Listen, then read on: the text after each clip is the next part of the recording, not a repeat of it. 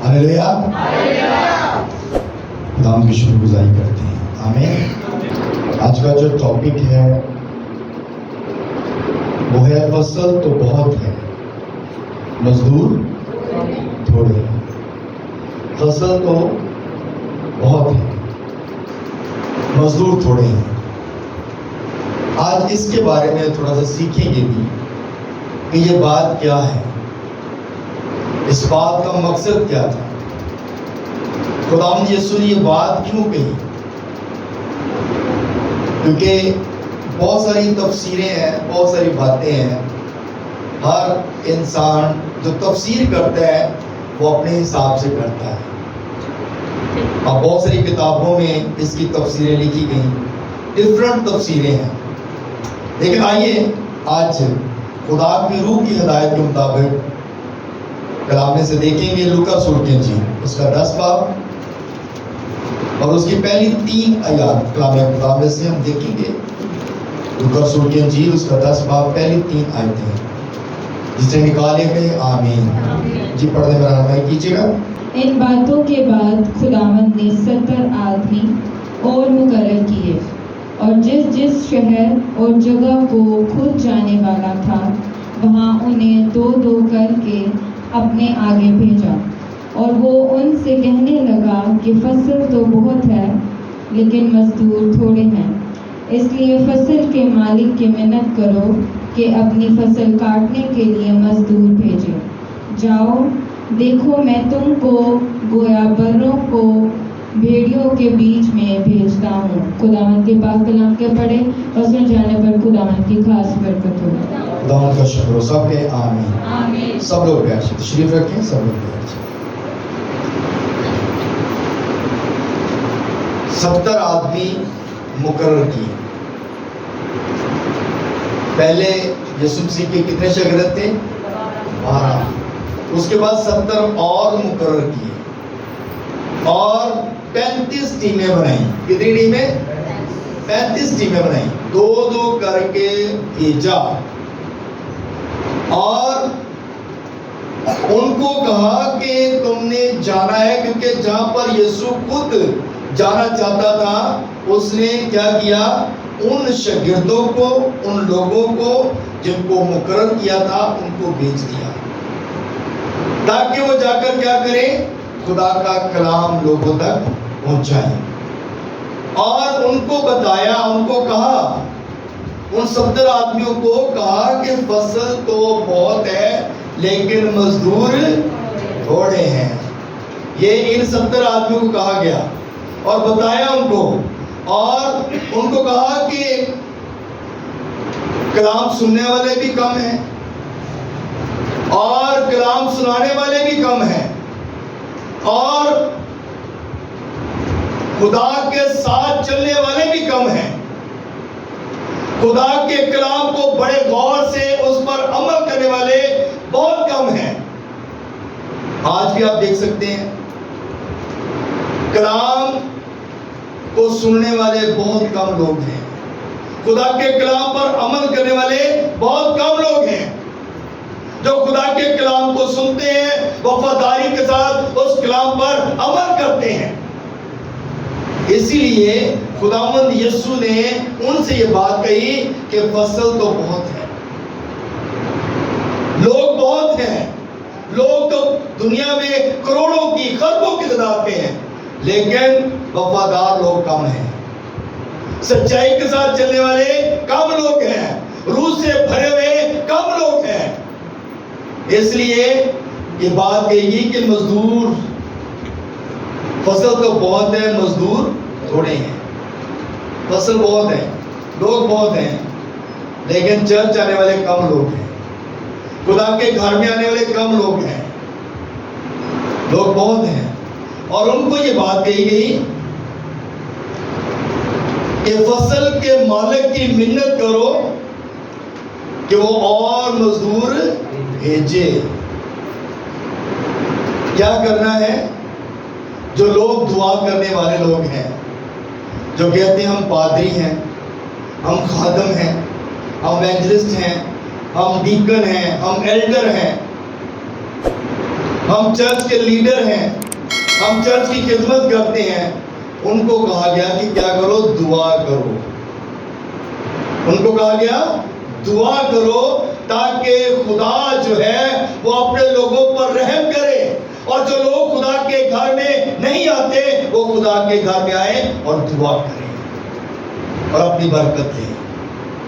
ہلیلویا. دوسرا تیموتھیوس پڑھیں, اس کی 4 آیت اور اس کی دوسری آیت میں یہ بات لکھی ہے کہ تو کلام کی منادی کر, وقت اور بے وقت مستعد رہ, ہر طرح کے تحمل اور تعلیم کے ساتھ سمجھا دے اور ملامت کر اور نصیحت کر. یہ کس کو کہا گیا ہے؟ خدا کے خادم کو. کیا کہا گیا؟ کہ تو کلام کی کیا کر, منادی کر, کلام کو سنا, کلام کو لوگوں تک پہنچا, خوشخبری کی منادی کر, لوگوں کو بتا کہ یسوع مردوں میں سے جی اٹھا ہے, یسوع نے اپنے لوگوں پر رحم کر دیا ہے, نجات کے دروازے کھول دیے ہیں. کہا گیا کہ تو نے کیا کرنا ہے, کلام کی منادی کرنی ہے, اور وقت بے وقت مستعد رہ. ہم کئی دفعہ کہتے ہیں لوگ تو رات کو اٹھ کے دعا کرتے ہیں, پادریوں کو رات کو نیند نہیں ہوتی, یہ دعائیں کرتے رہتے ہیں. کلام کیا کہتا ہے؟ وقت بے وقت مستعد رہ, یعنی کہ مستعد رہنے کی ضرورت ہے, دعا میں ٹھہرنے کی ضرورت ہے, دعا میں مضبوط ہونے کی ضرورت ہے. اور پھر لکھا گیا ہر طرح کے تحمل اور تعلیم کے ساتھ سمجھا دے. تحمل بھی کرنا ہے اور تعلیم بھی دینی ہے. غصہ بھی آتا ہے کئی دفعہ, بہت غصہ آتا ہے, لیکن پھر کلام کہتا ہے تحمل کر, تعلیم دے. اور کہا گیا کہ اور ملامت کر اور نصیحت کر. ملامت کرنا یعنی کہ لوگوں کو بتانا کہ تجھ میں یہ غلطی ہے, تجھ میں یہ کمی ہے, ملامت کر. اور اگر ہم خادم ملامت نہیں کرتے تو اس کا مطلب ہے وہ جرمدار ہے. اگر خادم ملامت نہیں کرے گا تو ہو سکتا ہے اس کے ملامت نہ کرنے کی وجہ سے وہ انسان جو ہے وہ دوزخ میں چلا جائے, وہ اس جگہ پہ چلا جائے جہاں رونا اور دانتوں کا پیسنا ہو. اگر خادم جو ہے ملامت کرتے ہیں, نصیحت کرتے ہیں, تو وہ زندگیاں بچاتے ہیں. اس لیے خادم کی بات کا کبھی غصہ نہ کیا کریں, کیونکہ خادم آپ کی روحوں کے لیے دعا کرتے ہیں, خادم آپ کے لیے جاگتے ہیں, خادم آپ کے لیے پریشان ہوتے ہیں, خادم آپ کے لیے جو ہے وہ برکت کی دعا چاہتے ہیں. ہلیلویا. کلام میں لکھا گیا میں تم کو بھیجتا ہوں, کہاں پر؟ بروں کو بھیڑیوں کے بیچ میں. خادم جو ہے وہ بڑے ہیں اور بھیڑیے کون ہیں؟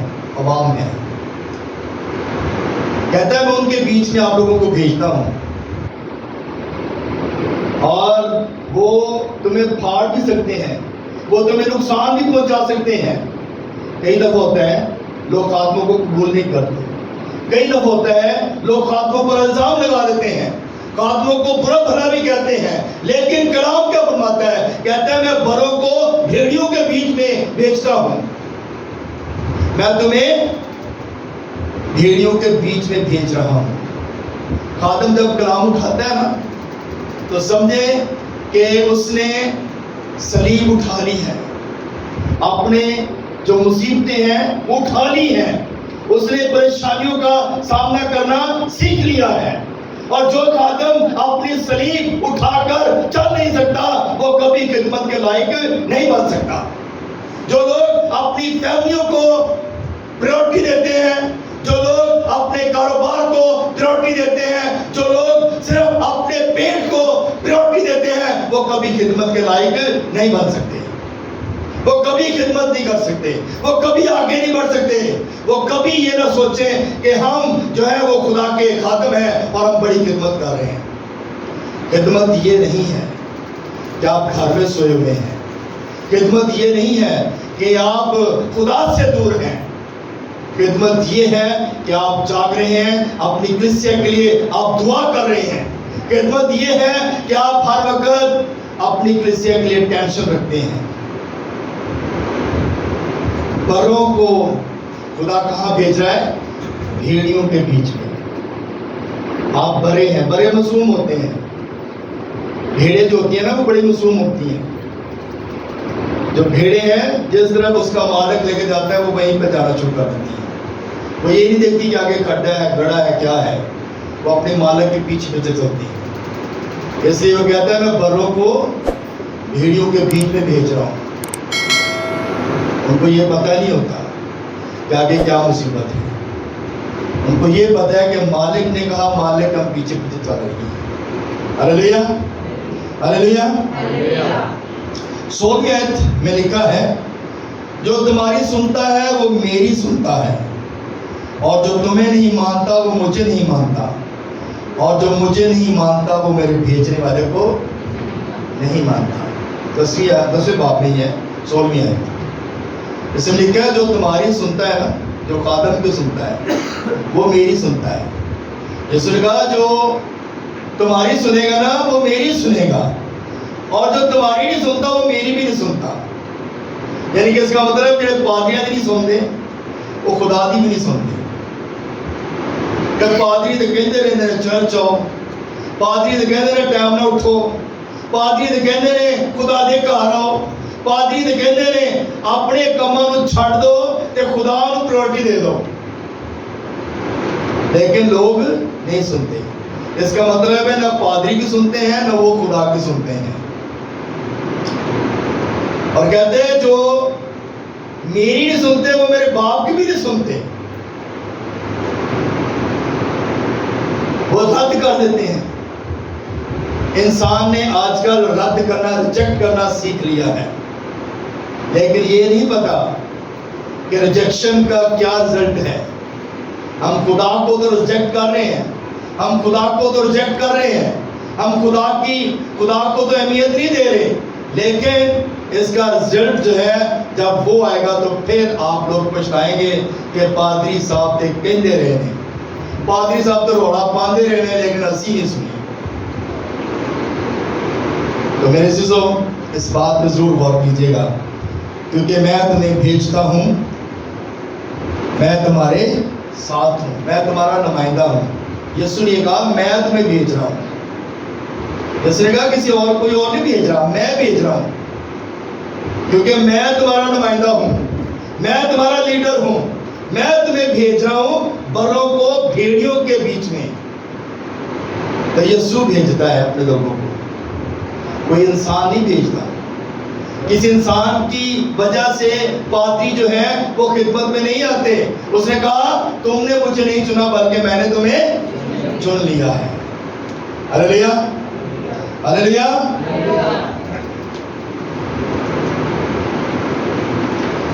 ہم دعا میں کتنا ٹائم گزارتے ہیں؟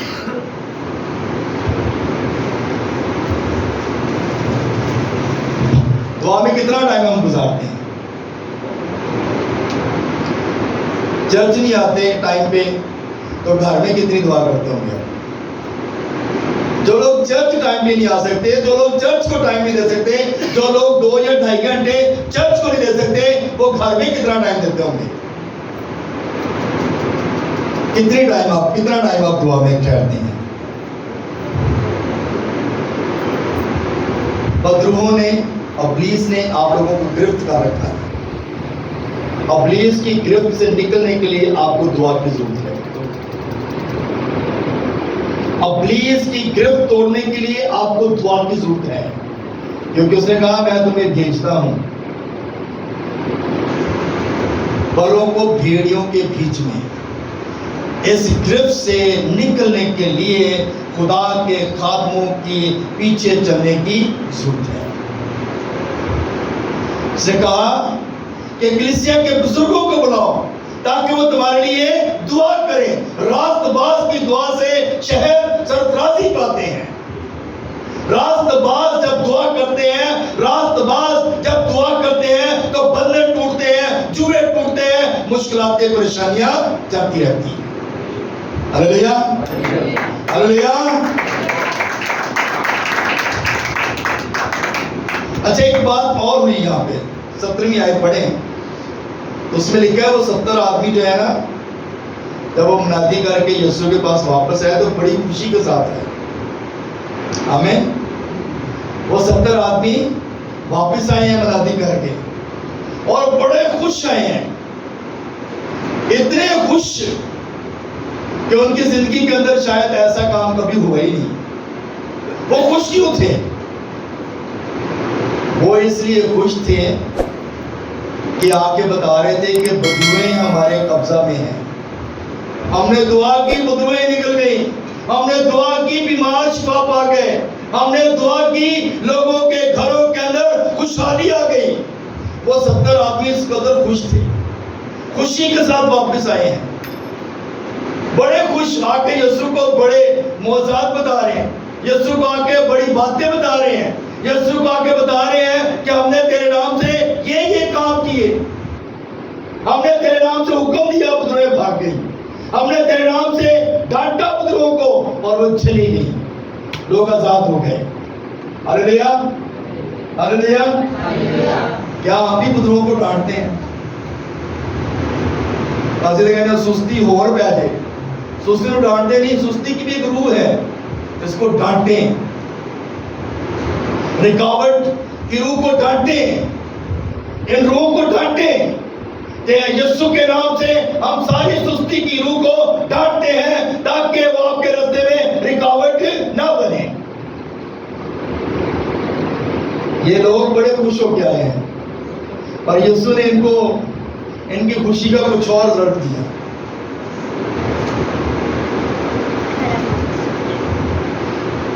अठारहवीं आयत पढ़े ना, उसमें लिखा है उसने उनसे कहा, मैं शैतान को बिजली की तरह आसमान से गिरा हुआ देख रहा था।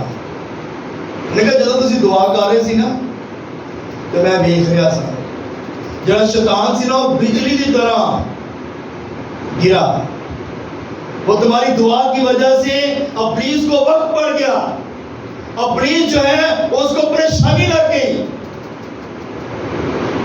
और आज भी जब आप दुआ करते हैं तो इब्लीस जो है वो उसको तो बड़ी मुश्किलात पड़ जाती हैं, वो परेशान हो जाता है कि ये लोग दुआ करना शुरू हो गए हैं, इन्होंने दुआया वीक रख लिया है, इन्होंने 1 घंटा रोज दुआ में ठहरना शुरू कर दिया है।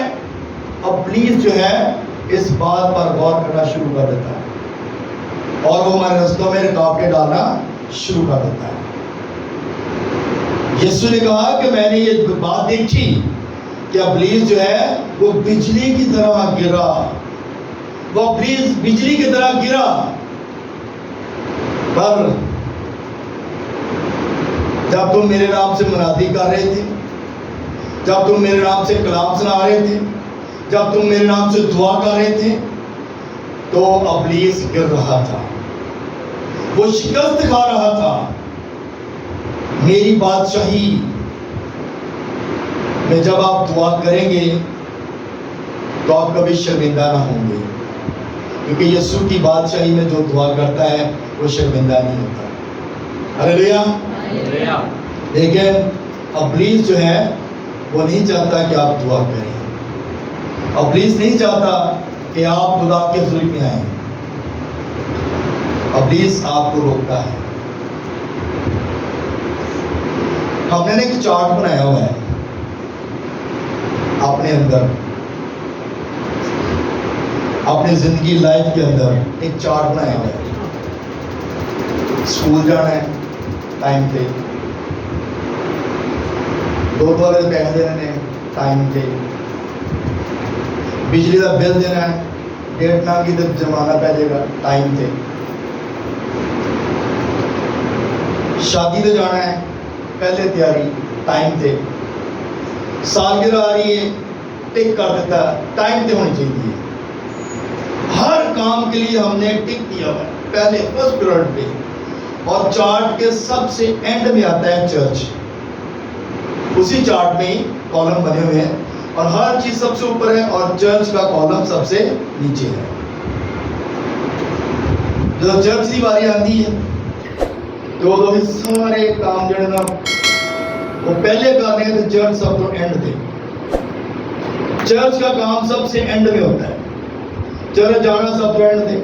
9 بجے کا ٹائم ہے کوئی گل نہیں, 10, 10:30, 11 بجے بھی چلے جائیں گے تو کوئی گل نہیں. چرچ کا جو ٹائم ہے ہم اس کو مینیج نہیں کرتے.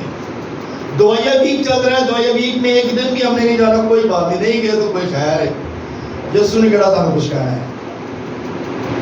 پریئر ویک میں ہم نے نہیں جانا, کوئی بات نہیں, خیر ہے, پادری صاحب کی کہہ رہے ہیں. چرچ کی کوئی بھی میٹنگ ہے اس میں نہیں جانا, کوئی بات نہیں, خیر ہے, کیونکہ ہم نے کیا کیا ہے, چرچ کا کالم ہی اینڈ میں رکھا ہوا ہے. خیر ہے, اتنے آگے لکھا ہے خیر, کوئی بات نہیں بھی جائیں گے تو کوئی بات نہیں. لیکن خدا اس بات کے لیے ناراض ہوتا ہے, شاید آپ اس بات کو جانتے نہیں. خدا آپ کی برکتیں روک سکتا ہے. خدا آپ کے لیے جو اچھے پلان رکھتا ہے وہ روک سکتا ہے. خدا آپ کے لیے جو اس نے سوچا ہے شاید وہ رک جائیں. پھر آپ کہیں گے خدا ساڈے سنتا ہی نہیں. پھر ہم کیا کہتے ہیں, پھر خدا نہ گلے شکوے, خدا ساڈے سنتا ہی نہیں. لیکن ہم نے چرچ کا کالم سب سے اینڈ میں رکھا ہوا ہے. تو یسوع نے کہا کہ دیکھو میں نے تم کو اختیار دیا کہ سانپ اور بچھو کو کچلو اور دشمن کی ساری قدرت پر غالب آؤ, اور تم کو ہرگز کس چیز سے کچھ ضرر نہ پہنچے گا. 19ویں آیت میں پڑھیں گے, اس میں لکھا ہوا ہے, کہتا میں نے تمہیں اختیار دیتا سی جب میں تمہیں بھیجا نا. 70 لوگ کہتا جب میں تمہیں بھیجا تمہیں اختیار دیتا. اختیار کیا دیا؟ سانپوں اور بچھو کو کچلو اور دشمن کی ساری قدرت پر غالب آؤ. یہ اختیار ہے خدا کی طرف سے خادموں کے پاس. لیکن جو خادم خدمت کرتے ہیں سچائی کے ساتھ, ان کے پاس اختیار ہے, دوسرے لوگوں کے پاس اختیار نہیں ہے. لیکن کلام میں لکھا ہوا ہے اس وقت بھی کچھ لوگوں نے پولس کو بدروہی نکالتے دیکھا, اور اس وقت کے جو لوگ تھے انہوں نے کہا نکل جا پولس کے نام تھے, نکل جا یسوع کے نام تھے. اور بدروہی بولی, انہوں نے کہا یسوع کو بھی ہم جانتے ہیں, پولس کو بھی جانتے ہیں, تو کون ہے؟ اور اس نے اس کے وہ گلے پڑ گئے اور کپڑے ان کے پھاڑ دیے اور ان کو ننگا جو ہے وہ بھاگنا پڑا. کیونکہ جن کی یسوع کے ساتھ واقعیت ہے نا, وہی بچھوں کو بھی, سانپوں کو بھی اور دشمن کی ساری قدرت پر غالب آتے ہیں. دوسرے لوگ غالب نہیں آ سکتے. دوسرے لوگ کبھی بھی ابلیس کا مقابلہ نہیں کر سکتے. ابلیس کا مقابلہ کرنے کے لیے ہمیں سب سے پہلے خدا کے ساتھ جڑنے کی ضرورت ہے. اور اس نے کہا میں نے تم کو اختیار دیا ہے کہ تم ان کے سارے جو ابلیس کی چلاکیاں ہیں, جو ابلیس کی قدرت ہے, ان کو کچلو, اپنے پاؤں تلے کچلو. بڑے لوگ ایسے ہیں جڑے کہتے ہیں جی بدرو کٹ کے ہی نہیں کٹنی چاہیے تھی, بدرو کو مارنا نہیں چاہیے تھا. کلام کیا فرما رہا ہے؟ ابلیس کو پاؤں کے تلے کچلو, رون دو. کہتے جب بدرو کو کہتے مار دو نا ایک ادھی چپیڑ, تو گھر والے ناراض ہو, تسی انہوں ماریا کیوں ہے؟ تسی انہوں پیار کرنا سی, تسی انہوں گھر چ رہن دینا سی, پھر تسی پادری نے بلایا کیوں بھی جے مارنا نہیں تھے, پھر تسی آپ ہی انہوں پیار کرتے رہو, آپ ہی لڑتے رہو پھر اپنے حساب نال. کیونکہ خدا نے خادموں کو اختیار کیا ہے کہ سانپ اور بچھو کو کچلو اور دشمن کی ساری قدرت پر غالب ہو. اور جب خادم اپنے اختیار استعمال کرتے ہیں جو خدا نے دیا ہے, تو پھر ابلیس جو ہے, اور تم ابلیس کا مقابلہ کرو جو تمہارے آگے سے بھاگ جائے. ہلیلویا, تعریف لا سکتے ہیں.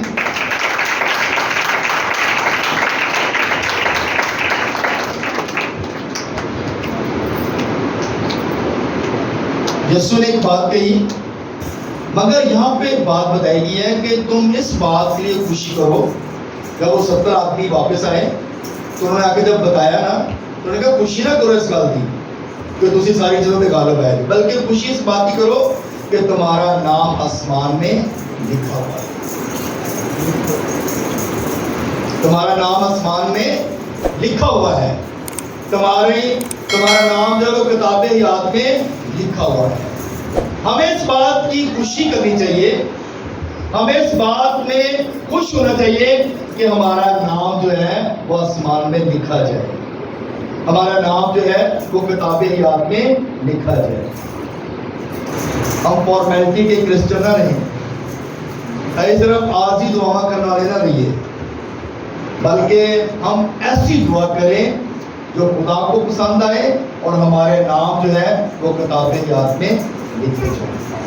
ہلیلویا، ہلیلویا. کتنے لوگ ہیں جو اپنا نام کتاب حیات میں لکھوانا چاہتے ہیں؟ اس کے لیے اسٹرگل کرنی پڑے گی، محنت کرنی پڑے گی. آپ اٹھا لینا بہت آسان ہے، کام مشکل یہ ہے کہ آپ نے کتاب حیات میں نام لکھوانے کے لیے، جس طرح یہ 70 آدمی تھے، انہوں نے جا کے منادی کی، انہوں نے پتہ نہیں کتنی باتیں سنی ہوگی، کتنا کچھ فیس کیا ہوگا، لیکن جب ان کی دعا سے معجزات ہوئے تو لوگوں نے انہیں قبول بھی کیا. اور یسوع نے یہ بھی کہا تھا کہ جس گھر میں تم جاؤ اس گھر میں ٹھہرے رہنا، اور جو کچھ وہ تمہیں کھلائے تم کھانا، ڈیمانڈ نہ کرنا کہ میں آلو نہیں کھانے، میں تو چکن کھانا ہے، میں بینگن نہیں کھانے، یا میں کچھ اور نہیں کھانا، میرے لیے تو بکرا پکاؤ، میرے لیے تو کوئی اچھی ڈشاں بناؤ. یسوع نے یہ کہا کہ تم نے ڈیمانڈ نہیں کرنی، جو کچھ تمہارے آگے رکھا جائے وہ کھانا. وہ تو آپ پیاز گرم کر کے دیتا تھی وہ کھانا، یعنی کہ ڈیمانڈ نہیں ہے. خادم جب خدمت کے لیے نکلیں، ایونجلزم کے لیے نکلیں، تو پھر جو کچھ آپ کو مل جائے وہ کھائیں. اس میں اس گھر کے لیے بھی برکت ہے اور آپ کے لیے بھی برکت ہے. ہلیلویا. لیکن آج کل تو جو کلیسیا ہے وہ بہت اپریشیٹ کرتی ہے خادموں کو، بہت زیادہ اچھا ان کا جو ہے وہ انٹرٹین کرتے ہیں، اچھی خوراک دیتے ہیں. میں نے یہ چیز جانی دیکھا کہ ہماری کلیسیا جو ہے وہ بہت کچھ اچھا کھانا دیتی ہے، اور ہر چیز جو ہے وہ چاہتی ہے کہ خادموں کے آگے رکھا جائے، اچھے سے اچھی خوراک رکھی جائے، اچھی سے اچھی چیز جو ہے وہ رکھی جائے. لیکن پہلے وقت میں بات یہ تھی، یسوع نے جو ہمیں حکم دیا ہے وہ یہ ہے کہ جو کچھ تمہارے آگے رکھا جائے، تم جس گھر میں جاؤ، اگر تمہیں کوئی پانی کا ٹھنڈا پیالہ پلائے تو اس گھر کے لیے اجر ہے، اور جو گھر تمہیں قبول کرے اس گھر میں جانا، اس گھر میں ٹھہرنا، اور جو گھر تمہیں قبول نہ کرے وہاں پر اپنے پاؤں کی گرد جھاڑ دینا. پھر اخیر وقت میں کہنا میں پوچھتا ہوں جنہاں تانوں قبول نہیں کیتا، جنہاں تانوں قبول نہیں کیتا میں پوچھتا ہوں. آج کل لوگ جو ہیں اس ڈر سے بھی، جڑے خادم بڑے کرپٹ خادم ہیں انہوں نے قبول کر لیتے ہیں، گھر تو بڑا بلا لیتے ہیں. بڑے ایسے خادم ہیں جو انتشار پھیلاتے ہیں، جو گھروں میں گڑبڑ کرتے ہیں، جو گھروں میں پرابلم پیدا کرتے ہیں، گھروں میں لڑائیاں جھگڑے بھی خادم جو ہے وہ پیدا کر دیتے ہیں. اس لیے کلام میں یہ بات لکھی گئی، یسوع نے یہ بڑا کلیئر کہا کہ تم نے کیا کرنا ہے، ایسے لوگوں کو پہچاننا ہے، کیونکہ یہ بھیڑوں کے بھیس میں بھیڑیے ہیں. آپ نے ان کو قبول کرنا ہے جو خادم ہیں، جو واقعی بھیڑے ہیں، وہ برے ہیں، جن کو میں بھیج رہا ہوں، تم نے ان کو قبول کرنا ہے. یہ کلیسیا کے لیے بھی انسٹرکشن ہے. تو آپ لوگوں نے اس بات پہ غور کرنا ہے. اس بات کے لیے خدا کے حضور میں آنا ہے. آپ نے خادموں کو بھی پہچان کرنی ہے. ہر کسی کے لیے آپ دروازہ مت کھولیں، پہچانے کے واقعی یہ خادم ہے. اور اگر آپ کسی خادم کو منع بھی کر دیتے ہیں تو ڈزنٹ میٹر، کیونکہ آپ کا خادم آپ کے گھر میں آتا ہے. آمین، ہلیلویا. آپ کے گھر میں وہ دعا کے لیے آتا ہے، آپ کے لیے وہ دعا کرتا ہے.